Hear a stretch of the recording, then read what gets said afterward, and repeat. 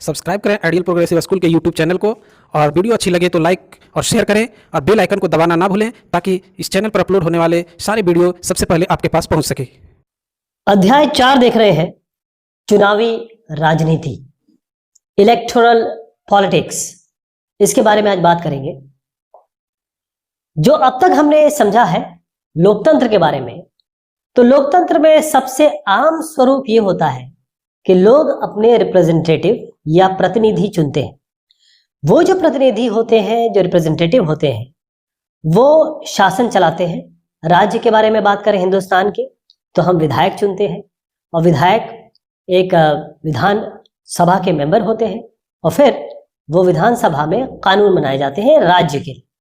इसी तरीके से लोकसभा, उसके लिए हम मेंबर ऑफ पार्लियामेंट, सांसद चुनते हैं। वो लोग लोकसभा में जाते हैं और राज्यसभा में भी मेंबर होते हैं और ये दोनों हमारी सबसे बड़ी पंचायत है। यहाँ पर देश के, पूरे देश के कानून बनते हैं। तो राज्य और केंद्र के लेवल पे इस तरीके से कानून बनते हैं, लेकिन वो लोग बनाते हैं जिनको हम प्रतिनिधि चुनते हैं। तो ये लोकतंत्र का एक आम स्वरूप है। अब हम जानने की कोशिश करेंगे कि ये जो प्रतिनिधि आप चुनते हैं, ये कैसे चुनते हैं। क्या 4 लोग चुनेंगे, क्या 40 लोग चुनेंगे, क्या सब लोग चुनेंगे? अब आपका एरिया है इतना बड़ा, मान लीजिए ये एक ए सिटी ले लेते हैं। तो इस सिटी में अगर बहुत बड़ा है, जैसे इसकी पॉपुलेशन के हिसाब से, जनसंख्या के हिसाब से किस तरीके से इसको बांटा जाएगा, कौन सा रिप्रेजेंटेटिव कहाँ रहेगा, किस हिसाब से इसको डिसाइड किया जाएगा, चुनाव कैसे होगा। तो इसके अलावा हम ये भी जानने की कोशिश करेंगे कि चुनाव जरूरी क्यों है। लोकतंत्र में चुनाव या इलेक्शन क्यों जरूरी हो जाता है, क्यों हम किसी रिप्रेजेंटेटिव को चुनते हैं, क्यों जरूरी हो जाता है और क्यों हमारे लिए उपयोगी होता है इनको चुनना। और जैसे मान लीजिए ये एक साहब है एक पार्टी के, दूसरे साहब है दूसरे पार्टी के, तो इनके बीच में जो चुनावी प्रतिद्वंदिता होती है, यानी ये दोनों चुनाव लड़ते हैं, इनमें से कोई जीतेगा, किसी को सक्सेस नहीं मिलेगी। तो ये जो चुनावी प्रतिद्वंदिता है, इससे हम नागरिक, हम जो आम नागरिक हैं, उनको क्या फायदा होता है। फिर हमारे पास जो पैमाने हैं जिस पे हम ये डिसाइड करेंगे, फिर ये देखेंगे कि चुनावों का भारत में खास तौर पे मूल्यांकन करने की कोशिश करेंगे, उसको इवैल्यूएट करेंगे। और भारत में चुनाव क्या निष्पक्ष होते हैं, क्या वाकई में ये स्वतंत्र ढंग से होते हैं। अगर होते हैं तो अच्छी बात है, इसकी अच्छाइयां देखेंगे, और नहीं होते हैं तो कुछ इसके बारे में चर्चा करेंगे कि निष्पक्ष और स्वतंत्र ढंग से चुनाव क्यों होने चाहिए, क्यों जरूरी होते हैं। फिर आखिर में जो ये चुनाव कराते हैं, उसकी सबसे बड़ी आप ये कहें इंस्टीट्यूशन जैसे करवाता है, उसे हम कहते हैं इलेक्शन कमीशन ऑफ इंडिया या चुनाव आयोग, भारतीय चुनाव आयोग। इसकी क्या भूमिका होगी, क्या इसके ऊपर सरकार होती है, इसके जो हेड होते हैं उसको कौन चुनता है। तो चुनाव क्यों? अब हुआ ये, एक एग्जाम्पल लेके चलते हैं। एग्जाम्पल के तौर पे आप ज्यादा समझ पाएंगे। ये हरियाणा की बात हम करते हैं। हरियाणा हमारा एक स्टेट है भारत का। 1987 की बात मैं कर रहा हूं, 1987 में। यहां पर जैसे मैंने बताया कि राज्य के हिसाब से विधानसभा बनती है, तो राज्य में विधानसभा के लिए आप विधायक चुनते हैं, फिर वो विधायक मिलके एक मुख्यमंत्री चुनते हैं। तो 1987 में राज्य विधानसभा के लिए चुनाव हुए। अब राज्य में 1982 की अगर बात ले, 5 साल पहले, यहां पर कांग्रेस पार्टी, जिसे हम आईएनसी के नाम से जानते हैं, इंडियन नेशनल कांग्रेस, या कांग्रेस पार्टी की अगुवाई में सरकार बनी थी। अब जब एक सरकार बनती है तो उसका विपक्ष भी होता है। विपक्ष यानी कि जो सरकार में नहीं होता है, तो वो सरकार के कामों का ध्यान रखता है। सरकार ठीक कर रही है, गलत कर रही है, इसके लिए विपक्ष बहुत जरूरी होता है लोकतंत्र में। तो विपक्ष के 1982 में जब इंडियन नेशनल कांग्रेस जीती, तो विपक्ष के जो नेता थे वो थे चौधरी देवीलाल जी। तो चौधरी देवीलाल जी ये विपक्ष के नेता थे। अब इन्होंने न्याय युद्ध, इस नाम का एक आंदोलन था, उसका नेतृत्व किया, यानी लीडरशिप की। और फिर उन्होंने लोकदल नाम की एक पार्टी बनाई, एक पार्टी का गठन किया इन्होंने। और इसमें इन्होंने क्या किया, जब हम 1987 की बात कर रहे हैं, इन्होंने बाकी, क्योंकि एक पार्टी नहीं होती है लोकतंत्र में, एक से ज्यादा पार्टी होती है, तो कांग्रेस क्योंकि जीती आ रही थी, उसके खिलाफ बाकी और जो विपक्षी दल थे उनके साथ मिलकर एक कंबाइंड मोर्चा बनाया, एक कंबाइंड पार्टी बनाई। मतलब सबको मिलके अपनी पार्टी जो इनकी लोकदल पार्टी है, साथ में और जो पार्टी है उनको मिलके आईएनसी कांग्रेस पार्टी के खिलाफ एक मोर्चा बनाया। अब हुआ ये कि चौधरी देवीलाल जी ने कहा कि अगर 1987 की बात मैं कर रहा हूं, ये तो 1982 में तो आईएनसी जीती थी, तो 1987 में इन्होंने अपने जो चुनावी वादे किए या प्रचार किया, उसमें उन्होंने कहा कि अगर हम जीतते हैं तो किसानों को और जो छोटे व्यापारी हैं उनका जितना भी कर्ज है, उन्होंने जो सरकार से जो कर्ज लिया हुआ है, लोन लिया हुआ है, उसको हम माफ कर देंगे। और उन्होंने ये कहा कि जैसी हमारी सरकार इस समय बनेगी, 1987 की बात कर रहा हूं मैं, ये सबसे पहला काम होगा। अब हुआ ये कि चौधरी देवीलाल साहब की जो पार्टी है और साथ में जो और मैं अन्य विपक्षी दल कर देता हूं, यानी कि जो हमारे एक रूलिंग पार्टी होती है और एक विपक्षी पार्टी होती है, तो लोकदल के साथ जो ऑल पार्टीज और अदर पार्टीज कर देता हूं, इन सब ने मिलकर जब चुनाव लड़ा तो ये जीते।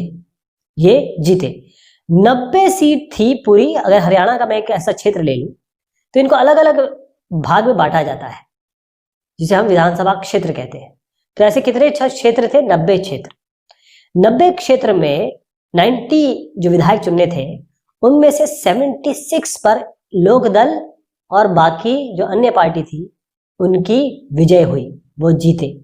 मतलब 70, अब सोचिए 76, तो इसमें से 76 में से 60 सीटें जो थी वो पूरी लोकदल चौधरी देवीलाल साहब के साथ गई। स्पष्ट बहुत मत मिल गया। और आप देखेंगे कि लोकतंत्र का क्या फायदा है कि इंडियन नेशनल कांग्रेस जिसने 5 साल शासन किया, उसको मात्र 5 सीटें मिली, मात्र 5 सीटें मिली।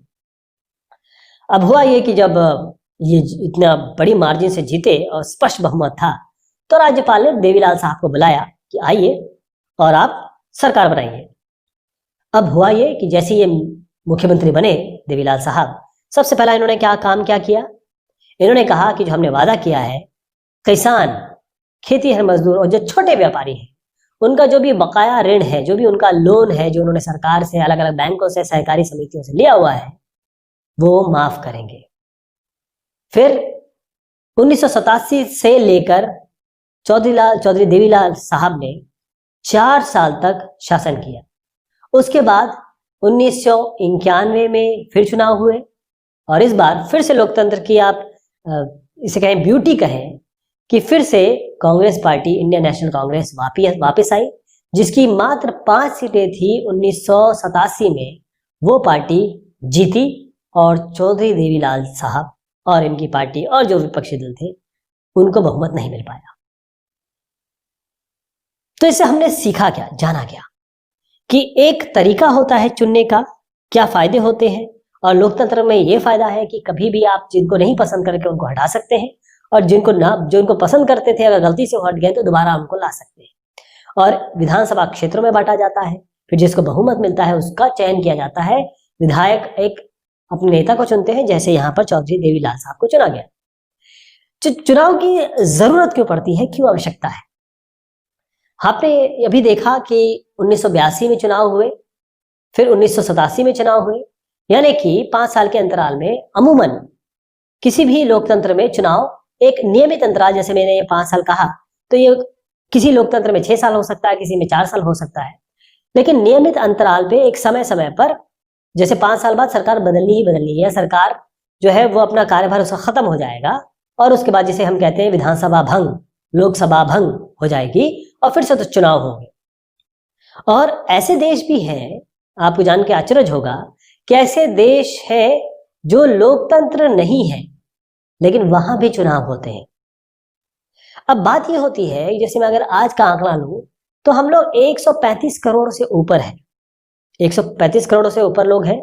अगर इतने सारे लोग बैठ के मंत्रणा करने लगे, किसी चीज को डिसाइड करने लगे, किसी बात पे ये फैसला लेने लगे, तो ये तो बहुत मुश्किल हो जाएगा। 135 करोड़ से ऊपर लोग, ये संभव नहीं हो पाएगा। ये भी है कि 135 करोड़ लोग, मान लीजिए इकोनॉमी की बात हो रही है, तो इकोनॉमी में कुछ ही लोग होंगे जो इकोनॉमिक्स जानते होंगे, तो हर आदमी को इस पे ज्ञान नहीं होगा, कई लोगों को समय नहीं होगा, कई लोग अपनी जीविकोपार्जन में या रोटी कमाने में लगे होंगे। तो तरीका क्या है? इसलिए ये होता है कि 135 करोड़ लोगों में से, या ये कहें 135 करोड़ लोग अपने अपने रिप्रेजेंटेटिव चुन लें, और ये रिप्रेजेंटेटिव मिलके फिर ये डिसीजन ले। 135 करोड़ लोग बैठ के अगर लेंगे तो ये इम्पॉसिबल काम है। इसलिए लोकतंत्र का मतलब ये है कि ये अपने रिप्रेजेंटेटिव चुने। मान लीजिए एक एग्जांपल लेता हूं, 10 लाख लोग, 10 लाख लोग एक आदमी चुन ले, और इसी तरीके से 10-10 लाख लोग पूरे हर जगह के चुन ले, और फिर ये लोग बैठ के जैसे राज्य के लिए चुन ले, फिर अपने केंद्र के लिए चुन रहे, फिर ये अपने डिसीजन ले, या फिर अपने बैठ के ये पॉलिसीज बनाए, रूल्स बनाए, रेगुलेशन बनाए, कानून बनाए। तो ये भी देखिए कि क्या आप चुनाव के बिना लोकतांत्रिक ढंग से अपने प्रतिनिधि चुन सकते हैं? क्या ये पॉसिबल है? अब देखिए कि आप इतने सारे लोग हैं, 10 लाख, आपके सामने ये 4 लोग खड़े हैं, इनको आप कैसे चयन करेंगे? हो सकता है ये भारतीय जनता पार्टी के हो, ये कांग्रेस के हो, ये किसी और दल के हो, मान लीजिए मायावती जी की पार्टी में हो। तो इनमें से क्या होगा कि कुछ लोग इनको चयन करेंगे, कुछ इनको करेंगे, कुछ इनको करेंगे, और जिनका बहुमत होगा वो सरकार बनाएंगे। तो इसीलिए जरूरत चुनाव की इसीलिए होती है कि आपको स्पष्ट आदमी मिले, स्पष्ट अपना रिप्रेजेंटेटिव मिले, और उसको स्पष्ट बहुमत है, यानी कि बहुत सारे लोग उसको चाहते हो कि वो आप उनका नेता हो। तो चुनाव में मतदाता कई तरह से चुनाव करते हैं। जैसे आप और मैं है, वो चुनाव कैसे करते हैं वे अब किस तरीके से मतदाता जो है, जैसे मतदाता मैं और आप जो हम मत देते हैं, यानी ये वोट कास्ट करते हैं। वोट कास्ट करने का मतलब क्या होता है? मान लीजिए 10 लाख लोग जो है, उनमें से एक आदमी ये है, वो इनको वोट करता है, तो ये अपना मत इनको दे रहा है, लेकिन दूसरा आदमी जो है वो इनको मत दे रहा है, तो वो अपना मतदान कर रहा है, वो अपना वोट कास्ट कर रहा है। तो मतदाता कई तरह से चुनाव कर सकते हैं। चुनाव यानी आप इलेक्ट करते हैं, इलेक्शन किसे हम कहते हैं। वो क्या करेंगे? वो अपने लिए कानून बनाने वालों का चुनाव कर सकते हैं। यानी मैं चाहता हूं कि ये बंदा मेरे लिए कानून बनाए, मैं इनको चुन सकता हूं। लेकिन ये चाहते हैं नहीं नहीं नहीं नहीं नहीं, ये बनाएंगे मेरे लिए कानून, ये इनको चुन सकते हैं। और वो क्या करते हैं कि जैसे एक सरकार बनानी है, एक कानून व्यवस्था, या कहें कि एक प्रशासन, कानून व्यवस्था और सरकार ये बनानी है, तो उसके लिए वो क्या करेंगे कि हमारे लिए एक काम करिए, हमारे ऋण का, हमारे लोन माफी का फैसला हम इनसे करवाते हैं। ये कहते नहीं, हम इनसे करवाते हैं। यानी कि वो सरकार बनाने और बड़े फैसले करने वालों का चुनाव कर सकते हैं। कई तरीके से हो रहा है। देखिए, पहले तो आप कानून बनाने वालों को चुनाव कर सकते हैं, या सरकार बनाने और बड़े फैसला लेने वालों का चुनाव कर सकते हैं, और वो ये कर सकते हैं कि वे सरकार और उनके द्वारा बनने वाले कानूनों का दिशा निर्देश करने वाली पार्टी का चुनाव कर सकते हैं। जैसे मैंने बताया कि ये साहब है भारतीय जनता पार्टी के, ये है इंडियन नेशनल कांग्रेस के, ये है सीपीआई के, अलग अलग पार्टी है। तो हम जो लोग हैं, मान लीजिए 135 करोड़ जो प्लस जनसंख्या हमारी, उनमें से मान लीजिए 30% लोग ने इनको चूज किया, 40% लोगों ने इनको चूज किया, और उसके बाद मान लीजिए बचता कितना, 30% और बचता है। 30% लोगों ने इनको इलेक्ट किया, इनके लोगों को वोट दिया, इन पार्टी के लोगों को। तो ये हो सकता है कि बीजेपी और सीपीआई मिलके 60% हो जाएंगे, तो ये बहुमत ले लेंगे। अब मैं बहुमत बताऊंगा आपको, बहुमत का आंकड़ा जो है वो नंबर के हिसाब से होता है, वो नंबर का भी अभी आएगा। एक एग्जांपल दे रहा हूं आपको। इंडियन नेशनल कांग्रेस चाहे तो वो सीपीआई से मिलकर बना सकती है। तीनों पार्टी में से अभी ऐसा कोई नहीं है जो बहुमत पे है, लेकिन पार्टी मिलकर बना सकती है। मान लीजिए यहाँ पर भारतीय जनता पार्टी को 60 मिलता, इनको 20 मिलता और इनको 20 मिलता, तो भारतीय जनता पार्टी को किसी की जरूरत ही नहीं है। आईएनसी और सीपीआई दोनों मिलकर भी नहीं बना सकते, बीजेपी बना लेगी इस तरीके से। और ये जो बीजेपी है, भारतीय जनता पार्टी को मोस्टली लोगों ने कहा कि आप इनको चुनाव आपने जिता दिया, और ये हमारे लिए फैसले लेंगे, ये हमारे लिए कानून बनाएंगे। तो चुनाव को लोकतांत्रिक मानने का आधार क्या होगा? कैसे आप कहेंगे कि भाई ये लोकतांत्रिक चुनाव हुआ है, तो इसके लिए कुछ ऐसी शर्तें होनी चाहिए, या ये कहें कि कुछ मिनिमम एक बैकग्राउंड या कहें लेवल होना चाहिए, जिसपे हम कहेंगे कि हाँ, ये लोकतांत्रिक चुनाव है और हम इसको मानते हैं कि वाकई में लोकतांत्रिक चुनाव हुआ है, डेमोक्रेटिक चुनाव हुआ है, वाकई में जो आदमी चुने गए हैं, इलेक्शन हुआ है, वो बिल्कुल फेयर है, क्लीन है, इसमें कोई कमी पेशी नहीं है। तो न्यूनतम शर्तें क्या होंगी इसकी, सुनिएगा। पहला ये है कि हर किसी को चुनाव करने की सुविधा हो। आप अमीर हैं, मैं गरीब हूं, यानी मैं और आप में पैसे का अंतर है, मेरे और आप में मान लीजिए जाति का अंतर है। अगर हम दोनों 18 के ऊपर, हिंदुस्तान की बात कर रहा हूं, हम दोनों वोट दे सकते हैं, यानी किसी को भी मताधिकार का, यानी अगर हो सिटीजन ऑफ इंडिया हो तो वो मताधिकार कर सकता है, वो वोट कर सकता है। और इनके जो मैं जो गरीब हूं और जो आप अमीर हैं, हम दोनों के वोट का मूल्य या ये कहें मोल समान होगा। आप भी एक वोट दे रहे हैं, मैं भी एक वोट दे रहा हूं, दोनों की काउंटिंग इस तरीके से। पहली शर्त तो ये हो गई है कि भाई लोकतांत्रिक चुनाव हो रहा है। दूसरी शर्त क्या हुई इसकी, दूसरी शर्त ये हुई कि चुनाव में विकल्प उपलब्ध हो। ऐसा नहीं हो कि केवल बीजेपी खड़ी हो, यही जीत रही हो और यही जीतते चले आ रही हो, और कोई इसके सामने पार्टी ना हो।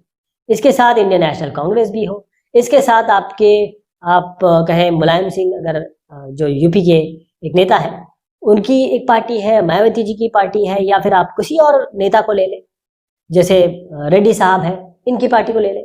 तो बहुत सारे हमारे पास ऑप्शंस होने चाहिए। जैसे सीपीआई कर देता हूँ फिलहाल समझने के लिए, तो हमारे पास मल्टीपल ऑप्शंस होने चाहिए। और हर पार्टी, ये कहीं पार्टी और उम्मीदवारों को चुनाव में उतरने की आजादी हो, यानी बीजेपी अपने कहे लोग खड़ा करे चुनाव में, आईएनसी अलग खड़े करे, सीपीआई अलग खड़ा करे, तो कोई भी उम्मीदवार खड़ा हो सकता है। और आपके पास ये, मेरे और आपके पास, दोनों के पास अधिकार हो कि आप दे सकते हैं बीजेपी को, नहीं मुझे बीजेपी पसंद नहीं है, मैं आईएनसी को दूंगा, नेशनल कांग्रेस को दूंगा। यानी कि हमारे पास मतदाता एज ए मतदाता विकल्प हो कि हम किसको वोट दें, अपने पसंदीदा उम्मीदवार को वोट दें। और उम्मीदवार जो उतरे उनके पास भी ये, मतलब पार्टी और उम्मीदवार को चुनाव में उतरने की पूरी आजादी होनी चाहिए। ये दूसरी शर्त हो गई कि हम चुनाव को लोकतांत्रिक मान रहे हैं। तीसरी पे आ जाइए। तीसरी का मतलब ये है कि चुनाव अंतराल में होने चाहिए। यानी अगर मैं अभी का एग्जांपल लूं तो 2014 में चुनाव हुए थे हिंदुस्तान में, बीजेपी जीती। 2019 में चुनाव हुए थे, बीजेपी जीती। अब ये जरूरी नहीं है कि 2024 का जो चुनाव है उसमें भी बीजेपी जीते। यानी अगर जनता इनको चूज करती है तो बहुत अच्छी बात है, लेकिन ये जरूरी है कि हर 5 साल में आप के पास पॉसिबिलिटी है कि आप सरकार चेंज कर दें, तो नियमित अंतराल में चुनाव होता रहे, राइट। अब चौथी शर्त क्या है कि भाई हम कहें लोकतांत्रिक चुनाव हो रहा है, तो चौथी बात यह है कि लोग जिसे चाहें वास्तव में चुनाव उसी का होना चाहिए। यानी आपने बटन तो दबाया, ईवीएम होता है, ईवीएम मशीन होती है जिसमें आपके सामने ऐसे मशीन होती है, जिसमें क्या होता है कि अलग अलग यहाँ पर लोगों के नाम होते हैं और उनके चुनाव चिन्ह होते हैं। जैसे बीजेपी का कमल का फूल होता है, आईएनसी का हाथ होता है। तो यहाँ पर आप दबा रहे हैं मान लीजिए कांग्रेस पे, और जा रहा है वो बीजेपी पे। कोई भी आ रहा है सीपीआई पे दबा रहा है, वो जा रहा है बीजेपी पे। तो ऐसा चुनाव नहीं होना चाहिए। यानी कि वास्तव में चुनाव की तरह होना चाहिए, जिसको वो चुन रहे हैं वही आना चाहिए। आप चुन रहे हैं नेशनल कांग्रेस वाले को, आ रहा है बीजेपी का कैंडिडेट जीत रहा है, या बीजेपी को चुन रहे हैं सीपीआई वाला जीत रहा है, ये नहीं होना चाहिए। तो चौथी शर्त तो ये है। पांचवी शर्त क्या होगी, बहुत इंपॉर्टेंट है, चुनाव स्वतंत्र एवं निष्पक्ष होने चाहिए। निष्पक्ष और स्वतंत्र, यानी कि चुनाव जो है, अभी मैं नाम लूंगा उनका, जो भी कराते हैं इलेक्शन कमीशन ऑफ इंडिया, तो वो जो चुनाव हो रहे हैं ये बिल्कुल स्वतंत्र हो, बिल्कुल इस पे किसी की जोर जबरदस्ती ना हो, निष्पक्ष हो।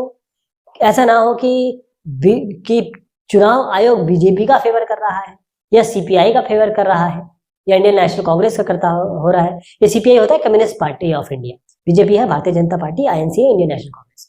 तो कोई ऐसा नहीं होना चाहिए कि जहां पर आपको रिगिंग दिख रही हो, स्वतंत्रता ना हो, निष्पक्ष तरीके से ना हो रहा हो।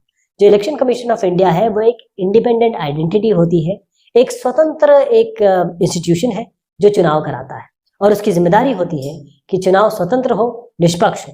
यानी वो कुछ नहीं देखेंगे, केवल रूल्स एंड रेगुलेशन देखेंगे और बिल्कुल सबको बराबरी का हक मिलेगा, सबको बराबरी की जिम्मेदारी मिलेगी। तो ये शर्तें हैं ये बताने के लिए कि चुनाव को लोकतांत्रिक मानने का आधार क्या है। अब सवाल आपके दिमाग में उठना चाहिए कि जब बीजेपी का एक आदमी खड़ा हो गया और आईएनसी का एक आदमी खड़ा हो गया, ये दोनों जब, और ये सीपीआई का भी आदमी, अब इनकी विचारधारा बिल्कुल अलग है। इनकी जो है विचारधारा और इंडियन नेशनल कांग्रेस की विचारधारा अलग है। अब जब इन दोनों की बात सोच ही अलग है तो आपस में कुछ ना कुछ तकरार होगा, कुछ ना कुछ प्रतिद्वंदिता होगी, कुछ ना कुछ लोगों को सुनने मिलेगा। ये इस पे कुछ बोलेंगे, ये इस पे कुछ बोलेंगे, अपनी बातें आपके सामने रखेंगे। तो क्या ये जो प्रतिद्वंदिता हो रही है इन तीनों के बीच में, जो चुनावी प्रतिद्वंदिता है, जिनमें से जीतना केवल एक ही को है। अगर एक क्षेत्र ले लें विधानसभा या फिर आप लोकसभा क्षेत्र ले लें, एरिया जहां पर लोग चुनाव करेंगे, तो वहां पर प्रतिद्वंदिता होगी। क्या ये सही है, क्या ये आपके लिए अच्छी है कि बुरी है? तो चुनाव का मतलब ही होता है कि ये प्रतियोगिता है। ये तीन लोग रेस में दौड़ेंगे और आप और मैं, हमारे जैसे बहुत सारे लोग एक क्षेत्र में इन तीनों में से एक को जिताएंगे। यानी चुनाव का मतलब ये राजनीतिक प्रतिद्वंदिता या प्रतियोगिता ही तो है। बहुत सारी पार्टी, जैसे मैंने आपको ये तीन का नाम लिया, आपके यहाँ बहुत सारी अलग अलग पार्टी हो सकती है, एग्जाम्पल के लिए ले रहा हूं। तो ये पार्टियों के बीच में लड़ाई है, प्रतिद्वंदिता है। लेकिन ये जो लड़ाई है ये इसके लिए है कि वो अपनी विचारधारा प्रेजेंट करते हैं, वो आपके लिए बताते हैं हम क्या क्या करेंगे और उस हिसाब से आप उनको चुनते हैं। तो जैसे मैंने आपको बताया कि आपका ये मान लीजिए क्षेत्र है, जैसे आप मान लीजिए देहरादून में रहते हैं और देहरादून में एक राजपुर विधानसभा क्षेत्र है, और हो सकता है राजपुर के अलावा कुछ रायपुर भी मिला दिया जाए साथ में, और ये बन जाएगा आपका लोकसभा क्षेत्र। लोकसभा क्षेत्र अमूमन बड़ा होता है, बहुत सारे विधानसभा क्षेत्रों को मिला के लोकसभा का क्षेत्र बनता है। तो क्या ये अच्छी चीज है? पहली चीज तो ये समझिए, क्या ये प्रतिद्वंदिता होनी चाहिए कि अच्छी चीज है? होता ये है कि ये साहब हैं बीजेपी के, ये साहब हैं इंडियन नेशनल कांग्रेस के। अब ये बीजेपी वाले चाहते हैं हम हिंदुत्व के एजेंडे पे चलेंगे, ठीक। ये कहते हैं कि हम किसी और चीज पे चलेंगे, मान लीजिए धर्मनिरपेक्षता पे चलेंगे, नेशनल कांग्रेस बोलती है। तो इनके बीच में तकरार हो सकती है, ये इनके ऊपर आरोप लगाएंगे, ये इनके ऊपर प्रत्यारोप लगाएंगे, एक दूसरे के खिलाफ ये आरोप लगा सकते हैं। अब ये हो सकता है कि कुछ अलग अलग हथकंडे अपनाएं, ये कुछ करवा दें, ये कुछ करवा दें, है ना। कुछ भी हथकंडे, मैं ये नहीं जानता हूं या बोल पाऊंगा कि क्या हथकंडे अपना सकते हैं, लेकिन कुछ भी गलत तरीके अपनाए जा सकते हैं। क्यों? क्योंकि होता ये है कि जब ये चुनावी ये कहें यात्रा में जा रहे होते हैं तो जितना सबको है, तो ये चीजें कुछ गलत चीजें कर सकती हैं। अब होता यह है कि अब एक साहब है यहाँ पर जो वाकई में जनता के बीच में आके जनता के लिए काम करना चाहते हैं, लेकिन होता यह है कि वो ये देखते हैं कि ये तो बाहुबली है, ये तो आदमी यहाँ का बाहुबली है, और ये तो इस पे तो बहुत सारे ये कहें कि वो लगे हुए हैं, कानून लगे हुए हैं, या इसने कुछ गलत काम किए हुए।